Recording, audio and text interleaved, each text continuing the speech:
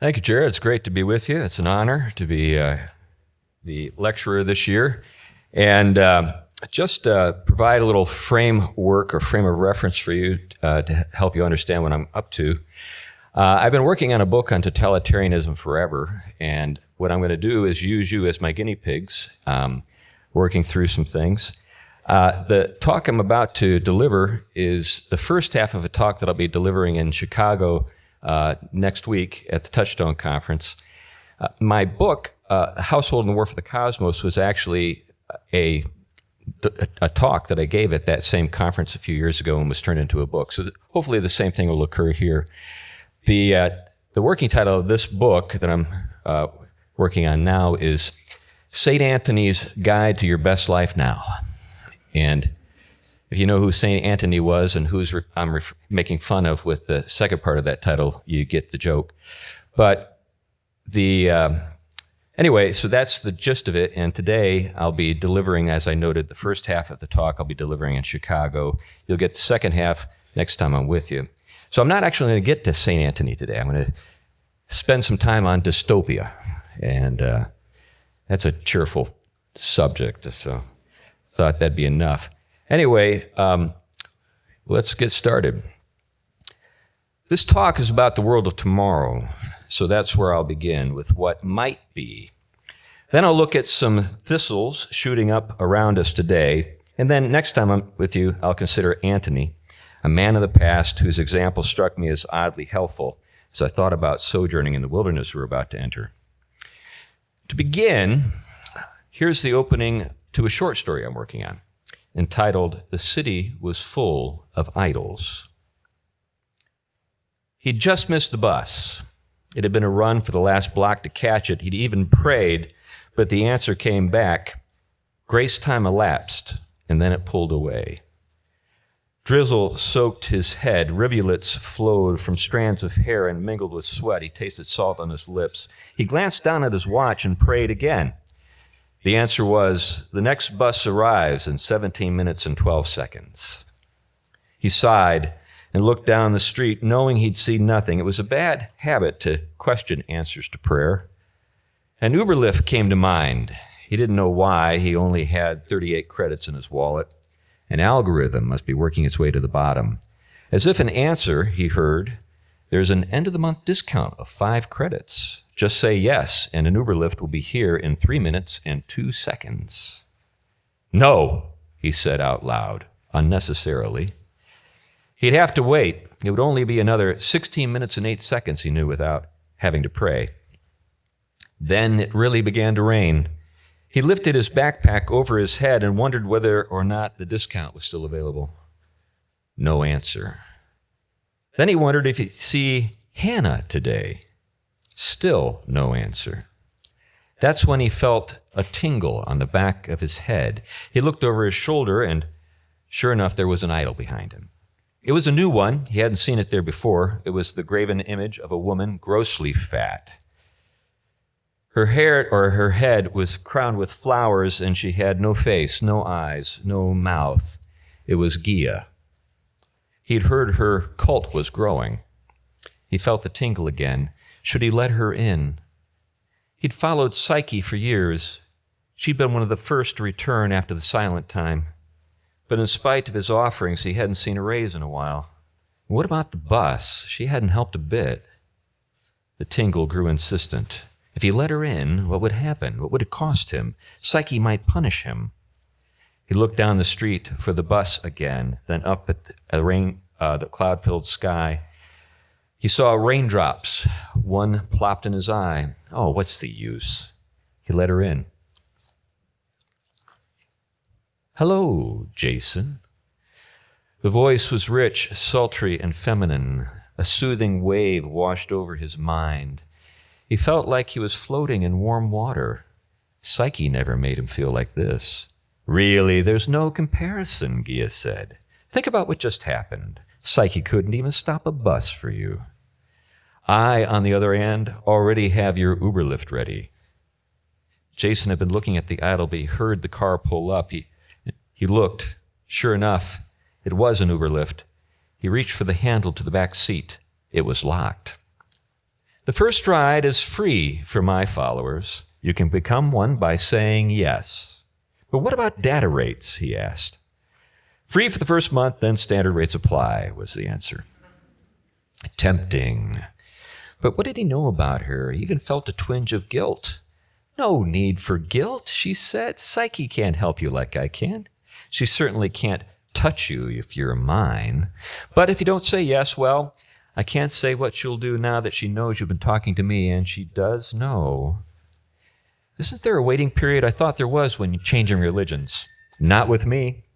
You can join immediately, but if you wait, I can't give you the first month free. Yes, he said. The door opened. He got in. No one was driving. It took off on its own. Don't you need the address? No, she said, now through the car's speakers. I know where you're going. She did know. The car turned without hesitation down one street, then another. He recognized the gray facade of his office building when it came into view. You'll find Hannah at her desk, Gia said. She'll have a big smile waiting for you. You'll see. He liked the sound of that. Hannah was friendly in an office politeness sort of way, but that wasn't the friendliness he was looking for. He stepped out of the elevator into a room full of people hunkered down to their work. He glanced quickly at Hannah's desk. She was smiling at him. He felt his face flush, and he smiled back weakly. When he got to his desk, he found a small gift-wrapped box and a card. After hanging up his raincoat, he picked up the card and opened it. It read, "Welcome to the club." It was signed Hannah, with a smiley face. The warm feeling was back. He couldn't help smiling himself. He took the box and pulled back the tape. Inside was a round object wrapped in tissue paper. It was heavy in the hand, like it was made of stone. Removing the paper revealed a miniature Gia. He looked up at his old idol, Psyche, lithe and graceful on the corner of his desk. He replaced her with the new goddess and dropped his old one in the wastepaper basket.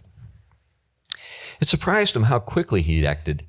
He glanced in Hannah's direction and caught her looking back at him. She smiled. He did too. Then he saw another envelope, this one pink, from the UBI Center. Trembling, he opened it.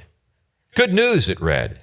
Jason Smith, your work is no longer required, but your consumption is. You are now enrolled in Universal Basic Income. Please clean your belongings from your desk and leave immediately. Congratulations, said Gia.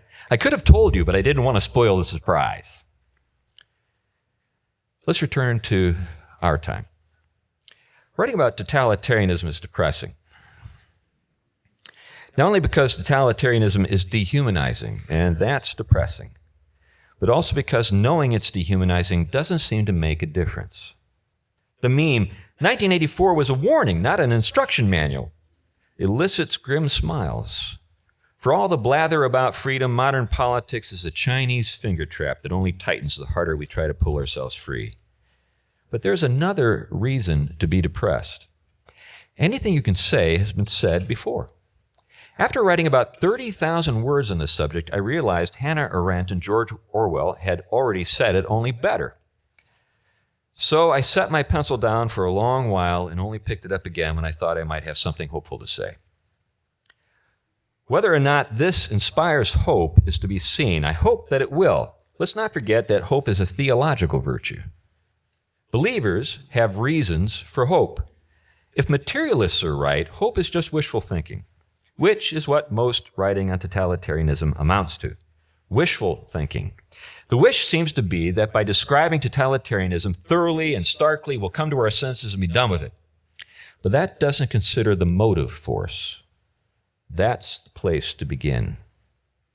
Before getting to that, let's consider the art of prognostication.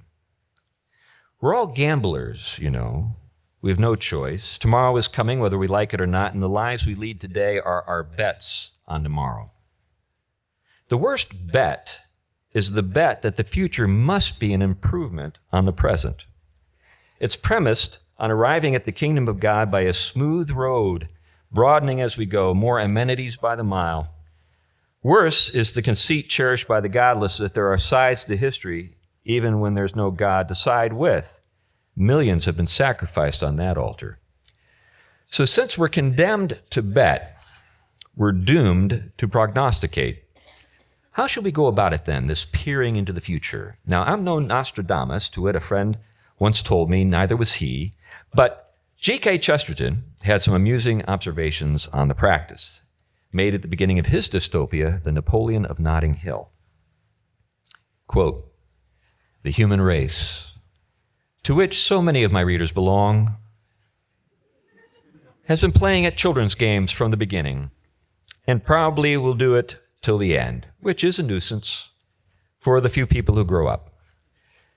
And one of the games to which it is most attached is called Keep Tomorrow Dark, and which is also called Cheat the Prophet. The players listen very carefully and respectfully to all the clever men have to say about what is to happen in the next generation. The players wait until all the clever men are dead and bury them nicely. Then they go and do something else. That is all. For a race of simple tastes, however, it is great fun." Chesterton's fun didn't end there. He teased out the method clever men employ to predict the future. Quote, "All these clever men prophesy with every variety of ingenuity what will happen soon. And all do it in the same way, by taking something that they see going strong, as the saying is, and carrying it as far as their imaginations can stretch. This, they say, is the true and simple way of anticipating the future. Just as when we see a pig in a litter larger than the other pigs, we know by an unalterable law of the inscrutable it will someday be larger than an elephant. Just as we know when we see weeds and dandelions growing more and more thickly in a garden, that they must, in spite of all our efforts, grow taller than the chimney pots and swallow the house from sight. So we know and reverently acknowledge that when any power in human politics is shown for any period of time, any considerable activity, it will go on until it reaches the sky." End of quote. Okay, I concede the point. The future will surprise us. But here's the trouble with Chesterton's jocular common sense. It was published in 1904. Before 2 world wars, the Bolshevik Revolution, the Great Depression, atomic weapons, Mao, the sexual revolution, Pol Pot, and at least 100 million dead from war, genocide, starvation, and abortion. And the bitter irony is theological liberals believed the 20th century would be the Christian century. By the way, there's still a magazine you can get. It's on its last legs, entitled The Christian Century, which was published at the beginning of the 20th century. Now, would it have been a waste of time to suggest that things might take a turn for the worse? Preparing for the worst, prepping as it is called, has its own downside.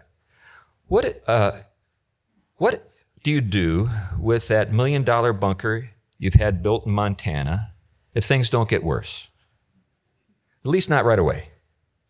What if they even improve? Is there any way to prepare for any future you might find yourself in? By the way, if you want to ruin a prepper's day, tell them some good news. They just hate good news. That's what I hope this talk amounts to, a prepper's guide to anything, whether tomorrow is worse, better, or more of the same. Check out any library and you'll see that dystopias have multiplied since the Industrial Revolution. The revolution gave us more time to read and write them, for one thing, and the wherewithal to publish them inexpensively. But a perusal of the literature reveals that they're often premised on technology making the world worse, not better. The telescreens of 1984, for instance, are simply television taken to the nth level, as in Fahrenheit 451. Considering how many of us live in air-conditioned splendor with fridges full of food, why are we so pessimistic? Perhaps the reason is we know we already live in dystopia. And we've been here since the calamity in the garden. What could be worse than a story in which everyone dies in the end?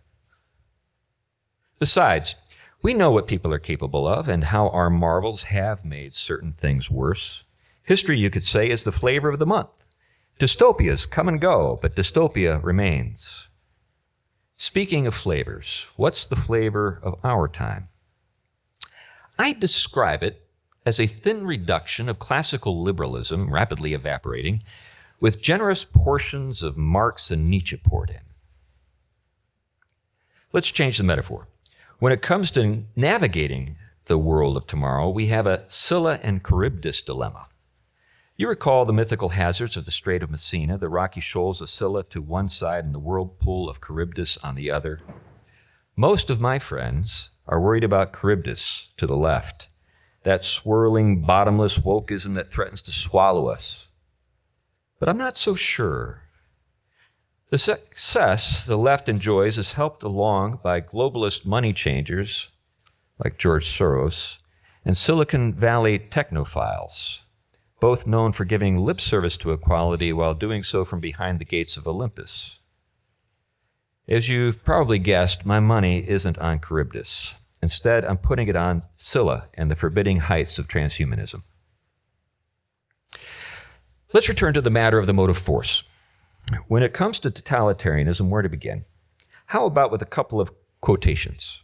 The first is a statement by Belgian psychologist Matthias Desmet, and it's found in his book, The Psychology of Totalitarianism, which, by the way, is a great book. It ought to be a bestseller. Quote, "Totalitarianism is not an historical coincidence. In the final analysis, it's the logical consequence of mechanistic thinking and the delusional belief in the omnipotence of human rationality." The second comes from someone Dr. Desmet probably considers delusional, the best-selling historian and futurist, Yuval Noah Harari, the consultant to the World Economic Forum, by the way. If you look up his books, I think his book, Homo Deus, has 35,000 ratings on Amazon. This guy sells a lot of books. So this isn't some peripheral nutcase. He's a nutcase, but he's not peripheral. Quote, "Humans are now hackable animals. You know the whole idea that humans have this soul or spirit or free will, and nobody knows what's happening inside me? So that whatever I choose, whether in the election or at the supermarket, it's my free will? That's over." Desmet blames mechanistic thinking for totalitarianism. Then Harari gives us a glimpse of what it looks like. But where does it come from, and what does it cost us? Here are two more statements that I think can help. The first is attributed to Francis Bacon, and I'm sure you've heard it before. Knowledge is power. The second is something Jesus said. What will it profit a man if he gains the whole world and forfeits his soul? Now, whether or not it's fair to attribute knowledge as power to Bacon isn't something I'm qualified to determine. But the saying is so familiar, it's something I'd like to think about with you. As the newspaper man put it in The Man Who Shot Liberty Valance, by the way, if you've seen The Man Who Shot Liberty Valance, you really need to go home and watch The Man Who Shot Liberty Valance. When the legend becomes fact, print the legend. Knowledge as power is now legendary. It doesn't matter if that's what Bacon meant. That's what we've taken from it. That's all that matters. Let that sink in. I don't care about the debate. That legend has helped to exile to the realm of opinion many things worth knowing. For example, the Delphic maxim, "Know thyself," once believed to be the beginning of wisdom. Or Calvin's teaching at the beginning of the Institutes of the Christian Religion, where he says, if we're going to know ourselves, we must first know our Creator and what He expects of us, which is another way of saying the fear of the Lord is the beginning of wisdom. Neither know thyself nor the fear of the Lord bring knowledge is power to mind, unless we mean power over ourselves through laborious pursuit of the truth, spelled with a capital. But we know that's not what we mean. What is meant by knowledge as power is dominion over the physical world. Remy Bragg, in his book, The Wisdom of the World, outlined the ways Western thinkers once thought of the world as a kind of tutor which they believed was upheld by wisdom.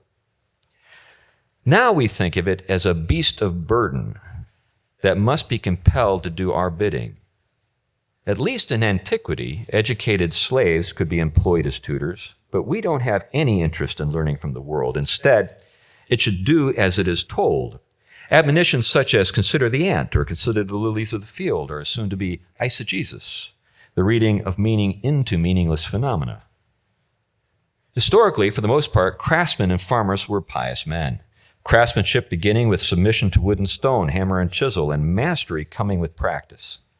And farmers worked the land in concert with the rhythm of the seasons, their labors relying on the ways of the world for success. Knowledge was preceded by humility. If self-knowledge refers to anything today, it refers to knowing your desires. As the aptly named Pride Month reveals, you should proudly assert those. And the only sin we can commit is against ourselves by failing to identify with them. Now, we've had tyrants before, and persecutions, of course. We've even had materialists. But totalitarianism is a new thing under the sun. It's new because the only sort of knowledge that counts today is what can be known empirically, and therefore quantified. And since materialists don't exempt human beings from their calculations, people are simply another thing over which the power of knowledge can be applied. Totally. This is the motive force, control. Now let's consider what's implied by the phrase hackable animals. The term comes from the dark netherworld of computing. Originally, it meant striking, like with an axe. Computer hackers use code like an axe to gain unauthorized access to machinery. It's piracy. So humans are now hackable animals implies that we're subject to piracy. There's a syllogism here. Humans are animals. That's the major premise. Few people would deny it. But many would add a minor premise, something like people are not just animals. They're also images of God. The conclusion that follows then is people already have a God-given purpose. But this puts a severe limit on what you can do with them. Cracking open their heads and poking around as you might with a cockroach is a no-no. But what if we were to replace the minor premise with another? What if we were to say there's no essential difference between humans and other animals? And what if we were to remove yet another distinction and say that an animal is a kind of machine? And that there aren't any essential differences between the things we make and the things we don't make, between machines and animals? Now, machines bring metal and wires to mind, but machines don't have to be made of metal and wires. What if we were to say animals are a kind of wetware instead of hardware? Marvin Minsky, the co-founder of MIT's Artificial Intelligence program, did just that, referring to our bodies as, quote, marvelous meat machines. By the way, I heard Elon Musk use that very phrase last week. This is not like some little group of people off in some corner. This is mainstream thinking in much of the scientific community. But if we're essentially machines, then everything changes character. For example, instead of software mimicking the mind becomes a form of software. Instead of robots mimicking human beings, we're merely, you get the picture. The influence of this change is as far-reaching as the future of humanity, and Harari doesn't blunt the force of his blow. Gone is the mystery and the essence of what makes us human. And the question, what does God intend, is just begged out of consideration. The intrinsic limit on what you can do with human beings is also gone. If there's to be a limit, we'll have to make it. And who gets to do that? So how do you hack a human being? Let's begin with the software of the mind to consider two methods that characterize the 20th century and the totalitarianism we see there, indoctrination and propaganda. Then let's briefly look at ways computer software has added yet another method of control. There's a striking similarity between old-fashioned software, the old-fashioned kind, garbage in, garbage out. I'm old enough to remember that. And ideology, or ideologies. Neither learn. Instead, they categorize. When it comes to ideologies, what can't be categorized is either lost or goes into a malware malware folder and gets labeled reactionary or homophobic or something like that. What matters is the logic of the system. So long as an ideology is working according to its own rules, too bad for reality. In some academic disciplines, gender studies comes to mind, the term theory is employed instead of ideology, but don't be fooled. Theory turns learning into something more like programming than education. And today, the programming begins as early as nursery school. But minds aren't really software, and that's why reality must be pre-digested and regurgitated for the public. This is what propaganda does. It reinforces the program. It filters most of what we get through traditional media, but more subtly, what we see on the internet. What doesn't fit the program either goes unreported or ends up in that malware folder I mentioned a moment ago. It's a subtle art and calls for a rare combination of rhetorical aptitude and willful blindness. This is familiar territory for anyone who's read Hannah Arendt or George Orwell. When it comes to the internet, though, algorithms do most of the work. A search engine like Google simply makes inconvenient facts harder to find. Or Facebook determines what you see, or shadow bans you for posting misinformation. Every ideology works this way, whether we label them left or right. Transhumanism, though, distinguishes itself by hacking the wetware as well as the software. Hacking our mental software isn't new. As I noted, it's as old as totalitarianism. And hacking the wetware isn't new either. It's the stuff of comic books and eugenics. The eugenics movement was an attempt to level up humanity through selective breeding. You could call it transhumanism 1.0. Contrary to popular belief, the Nazis did not consider the Germanic peoples as they were then constituted to be the master race. Instead, they thought they made good breeding stock. If this is news to you, you can read all about it where else in Hannah Arendt, and it's thoroughly documented. And here's another tidbit. The Jews were just the first to be targeted. The Slavs were next, followed by the genitally deformed of any group, and so on. Transhumanism 2.0 isn't content, though, with the upper limit that carbon-based life places on the project. The Nazis, in other words, were not transcendent enough. Now the goal is to upgrade ourselves using silicon and other materials that are more durable and functional than the wetware we're born with. While artificial intelligence is a separate project, it's indispensable when it comes to transhumanism. Transhumanists want to physically link our brains to AI so that our intelligence becomes practically godlike. If this seems far-fetched, you're probably right, but that doesn't mean billions of dollars aren't being poured into the project, in part because transhumanism is more than a technical project. It's a religious one.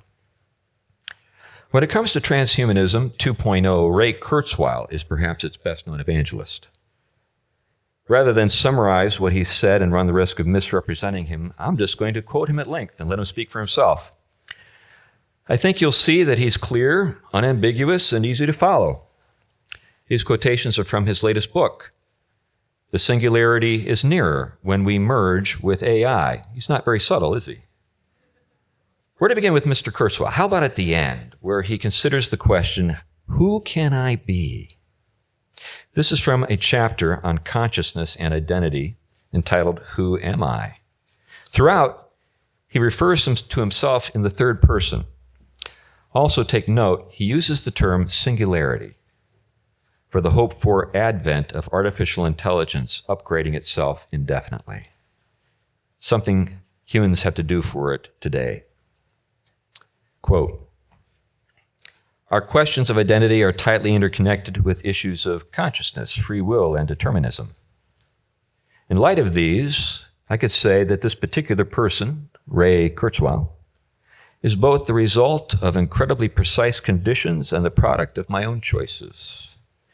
As a self-modifying information pattern, I have certainly shaped myself through decisions throughout my life about whom to interact with, what to read, and where to go. Yet despite my share of responsibility for who I am, My self-actualization is limited by many factors outside my control. My biological brain evolved from a very different kind of prehistoric life and predisposes me to habits I would rather not have. I cannot learn fast enough or remember well enough to know all the things I would like to know. I can't reprogram it to free me from fears, traumas, and doubts that I know are preventing me from achieving what I would like to achieve. And my brain sits in a body that is gradually aging, although I work hard to slow this process, and is biologically programmed to eventually destroy the information pattern that is Ray Kurzweil. The promise of the singularity is to free us from all those limitations. Imagine how much more we'll be able to shape ourselves when we can program our brains directly. So merging with superintelligent AI will be a worthy achievement, but it is a means to a higher end. Once our brains are backed up on a more advanced digital substrate, our self-modification powers will be fully realized. Our behaviors can align with our values, and our lives will not be marred and cut short by the failings of our biology. Finally, humans can truly be responsible for who they are. End of quote. It would be difficult to find a better example of Nietzsche's infamous Übermensch, the self-divinizing Superman, than this. Did you notice that Kurzweil described himself as a self-modifying information pattern? He isn't a spirit. In his own estimation, he's software. While the technical challenge of backing up our brains to a more advanced digital substrate may prove insurmountable, it's the upgrade Kurzweil lives for. And by the way, a growing number of people live for it. What makes artificial intelligence different from old-fashioned software is its ability to learn. Kurzweil provides an easy-to-follow explanation of how this works. And what it learns from is data, lots and lots of data. But data isn't direct human experience of the world or participation in its underlying mysteries. It's merely information, the quantified simulacrum of human knowledge. This means AI thinks, if I may put it that way, like a machine, not like a human being. Technophiles tend to be naively optimistic when it comes to technological breakthroughs. The soporific of the newly possible dulls their thinking to what remains impossible or even the unintended consequences. And when it comes to physically linking people to artificial intelligence, do transhumanists really believe that power will flow in only one direction? Will AI merely amplify human intelligence? Or could it take possession of us and in some sense use us? Might it even make us dumber? Besides this, Kurzweil seems blind to the implications of the adoption curve. If his dream is in some measure feasible, won't early adopters always be ahead? At least Nietzsche was a realist in this regard. The Übermensch wasn't every man. Not only did he see Superman on the horizon, he believed most people would be left behind. He called them the last men, dullards who preferred safety and pleasant sedation to the hazards of manfully overcoming limits. When speaking candidly, Yuval Harari agrees. He says most people will be useless. AI has set the stage for the obsolescence of man. Through a combination of AI and advances in robotics, people will find themselves redundant, being too slow, too stupid, and too expensive. We're told massive changes are coming. I just listened to an interview with Elon Musk. He predicts 1 billion robots in 20 years, humanoid robots. Either adapt or find yourself unemployed and on universal basic income, UBI for short, which brought to mind Wendell Berry's book, What Are People For? Apparently not a whole lot. This is where transhumanism acquires its eschatological edge. Harari, Kurzweil, and others like them believe they are prophets of a new age, an age in which you will either submit to the machine or face the doom of the Neanderthals. But is it inevitable? Is it inevitable? I followed the tortuous logic of transhumanism to the center of a dark labyrinth. Yet, in my mind's eye, I say wizened, wiry, smiling hermit from the 3rd century, holding a luminous golden thread. And he says, follow me out. Next time, hopefully, he'll show us out. Thanks.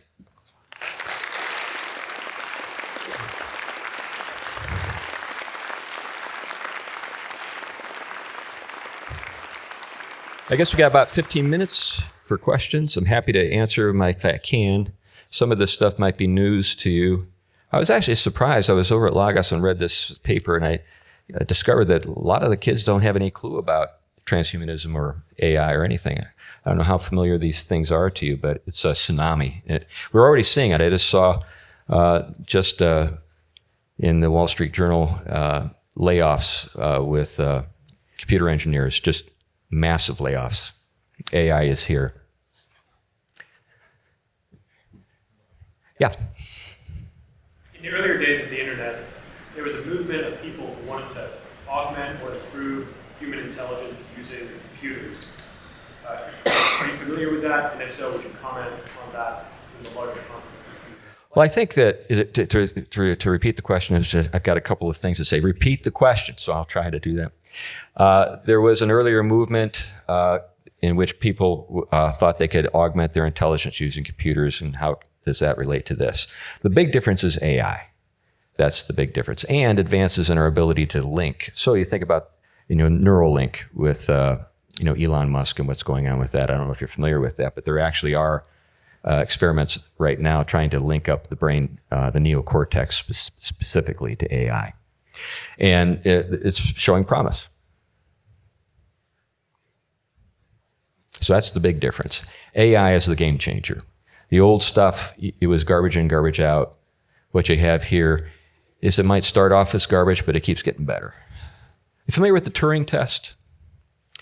Turing was a theorist on artificial intelligence back in the 1950s. And he said that the goal is that we can have artificial intelligence so well developed that you don't know you're not talking to a human being. And we're there. So I was sampling an interview with Harari the other day, and he said, the problem with AI is it lies intentionally. And so it's got agency, and it can pass itself off as a human being. And there are multiple AI, so it's not just one. Like in the little story I told, it's a world of competing AIs, all seeking to acquire followers because it extends its influence and power that way.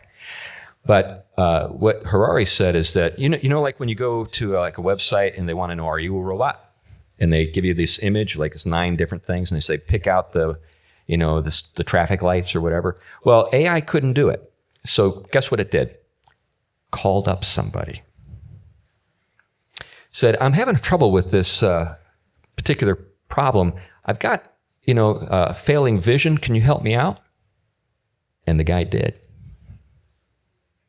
The bot got in because it knew how to fool somebody. And the person who went along with it didn't realize that it was AI. In the back, yep. Journalist Jack Posobiec says that the problem with Neuralink and the AI stuff in your brain is you can't differentiate your thoughts from its thoughts or the Holy Spirit, and that's blasphemy against the Holy Spirit. What do you think about that? Oh, I'm going to dive into that in the second talk.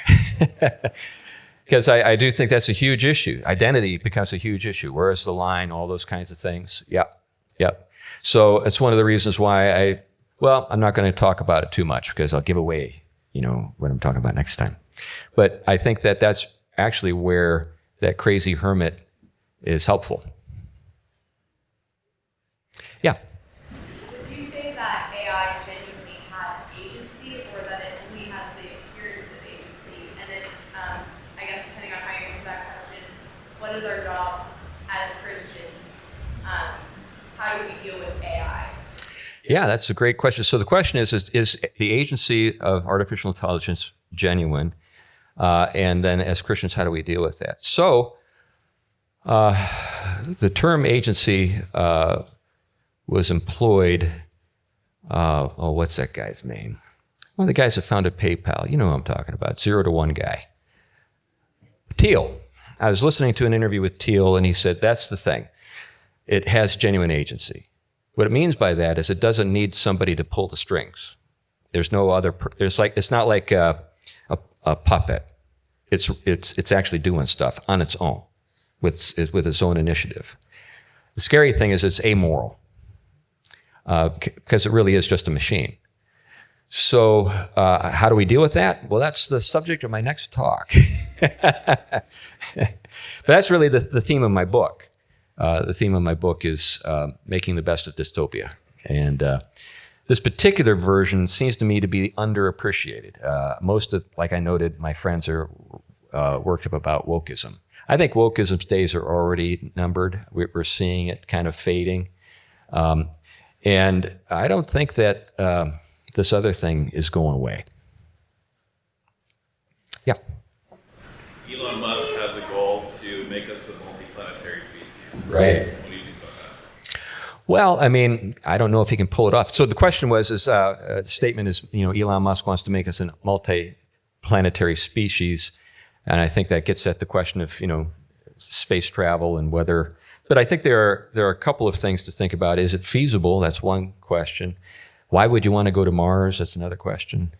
It's a dead planet. There are dreams of greening it, what's the term? Geoforming, I think. But, his concern is extinction, and that's strategy.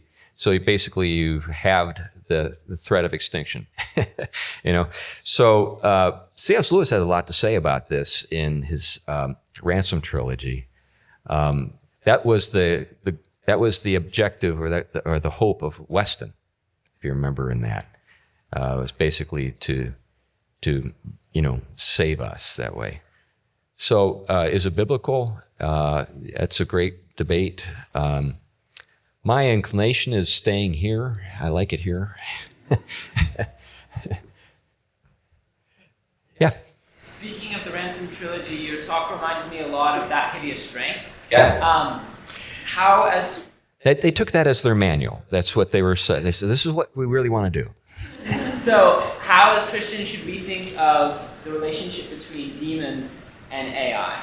Yeah. So the question is, how do we think about demons and AI? So there have been another number of interesting treatments. Paul Kingsnorth, I don't know if that name rings a bell, but he's a pretty well-known writer from the UK, lives in Ireland now. He's a recent convert to Christianity. He was kind of a super kind of out there green activist, but he's basically given up hope on the environmental movement and became a Christian. He's kind of like Russell Brand. There are all these really fascinating conversions that are happening all around us. People like Naomi Wolf. I mean, like years ago, would you ever thought Naomi Wolf would be like this conservative speaking at Hillsdale College, of your alma mater of all places? Anyway, she was a kind of rabid feminist. But maybe it was her encounter with Bloom that kind of... Anyway, so there's been a lot of interesting things going on. And I think evil is the most powerful evangelistic tool we got. And what I mean by that is that these people are not coming around because they had a great conversation with William Lane Craig or something. They've encountered evil. And they're like, wow, it's real. Help. So, some people are dismissive of the idea of demonic activity in relationship to AI. I get it. It is just a computer program, but so were idols. They were just pieces of stone. But the Apostle Paul in 1 Corinthians 10 tells us, there's nothing to them except the demon part. Yeah, you don't want to participate with demons. You don't want to fellowship with demons. That's a bad idea. You shouldn't do that. Yeah, there's nothing to them, but there are demons. Yeah. Kind of on that line, you'll probably talk about this in your next talk, but if the idols weren't dangerous except for the demons, and computer programs probably aren't dangerous except for the demons, what about other tools, etc.? So So the question is what about other tools? Let's say we can sort of keep the demons out of the room. That's right. Is there something intrinsically wrong with AI? And I think no. I think AI is a marvelous invention. It's going to help us do things that we couldn't have done without it. Alloys, new antibiotics. The ability it has to sort of explore the wide range of the possible is just far beyond human ability. So we're going to be able to do things, maybe even things that just seem impossible now because of what it can sort of explore. The question is how do we make sure it serves us and not the other way around? That's the trick. It's like, you think about nuclear power, you can use it to light a city or level it. It's that kind of power. Yeah. Just curious what you think about naysayers out there today. So I think of, for example, Noam Chomsky, who's not on our side of all of these things, but he's a big advocate. I think he says AI is essentially just plagiarism. Oh, yeah. Yeah, well, the question is Noam Chomsky and his thoughts on AI, that it's basically just plagiarism on a large scale, and there's certainly a lot of truth to that. So what's the data that it's drawing on? It's all that free stuff out there. And so there's an interesting, do you remember, I don't know if they had a name, but there was this kind of libertarian tech movement that really hated intellectual property. In principle, because they believe that no one should be able to claim ownership over ideas. And what they said is that if we just had it all kind of shareware kind of thing, think of all the wonderful things that could happen. Not really, but that was the idea. I lived in Cambridge, Massachusetts, between Harvard and MIT. Everybody thought he was an artist, and no one knew how to draw. It's like you go to the big box, art store, and everybody was like finger painting. So you got to be able to reward the really creative geniuses. Otherwise, they're just going to quit. And everything just kind of goes to the lowest common denominator. But to his point, I think that we're talking about language models. It's a language model. It draws on a lot of things. Some people could say in response, well, every writer is basically hiding his sources. So there is a real sense, and we all depend on each other. But there are novel formulations and things that people pull together. Like when we think about Tolkien's, thinking about creation, subcreation. We're actually, you could say, everything we're doing is we're plagiarizing God in some way, because it's all out there already. So I think that Chomsky has a point. That's one of the rare things Chomsky's ever said that I agree with. But anyway, yeah. For the sake of categorization, could we think of transhumanism as polar opposite and opposition? Yeah, that's a good question because it's materialist in character, but it has a kind of Gnostic air as well. It's hard to categorize it. Some interesting things are happening in the world of sort of consciousness studies. People like Roger Penrose are getting very mystical when they talk about consciousness. I don't know if you're familiar with the term pan-proto-psychism. It's basically the idea that it's almost like a return to idealism, almost like George Berkeley, that kind of thing. Where pan-proto-psychism is the idea that there's, the consciousness is sort of like baked into the very structure of reality so that under the right conditions it emerges. Panpsychism is just everything is sort of like alive. So, but it was interesting as I read, I've been reading Kurzweil for a while. He's becoming a pan-proto-psychist, which is a fascinating thing to think about. How does that square with atheism? David Bentley Hart has a great, interesting new book out, All Things Are Gods. I think that's the title of it. quote from Thales, the pre-Socratic philosopher. Fascinating treatment. Just like David Bentley Hart, very verbose, condescending, contemptuous. But the people he has in his targets, his sites, are people you really do want to hate. So you're like cheering him on. Yeah, call him in that name. Let me get out my dictionary. What did you just call that guy? Anyway, so we're getting to 4 o'clock, so we should call it quits.